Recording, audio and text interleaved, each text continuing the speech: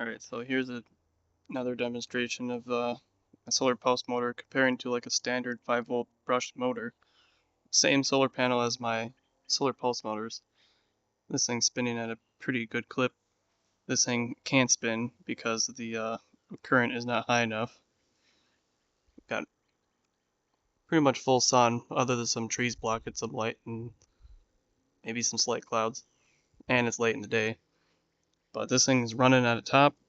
This thing ain't running at all until I can slowly start pitching it towards the sun. There it finally starts to turn on. So right here is about the max pitch with efficiency.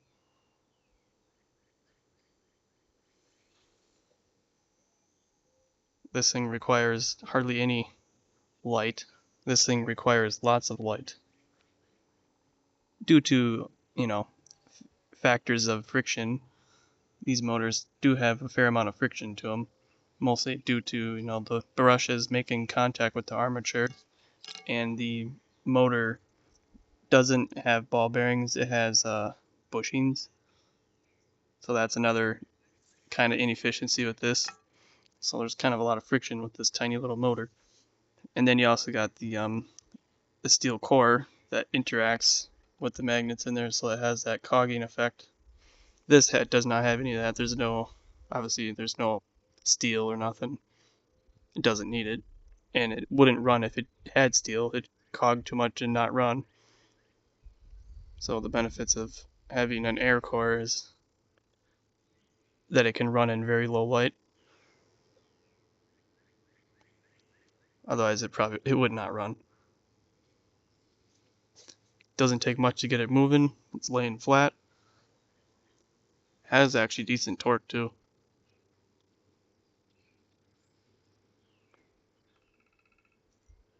Gets up moving pretty easily. And then this thing just can't run at all.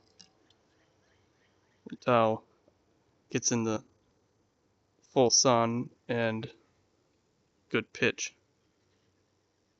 Because that's laying flat, like my pulse motor.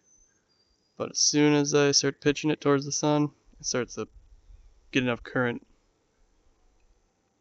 It spins fast, yes.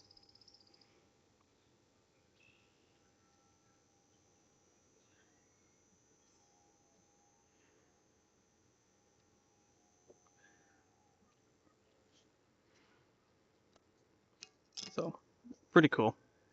Just to show you the efficiencies difference in between my pulse motor and a standard brushed motor. And that's pretty much the end of that then. I'll wait for the final kick.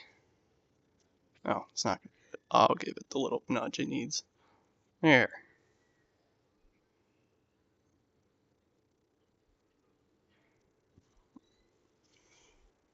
Alright, see you later.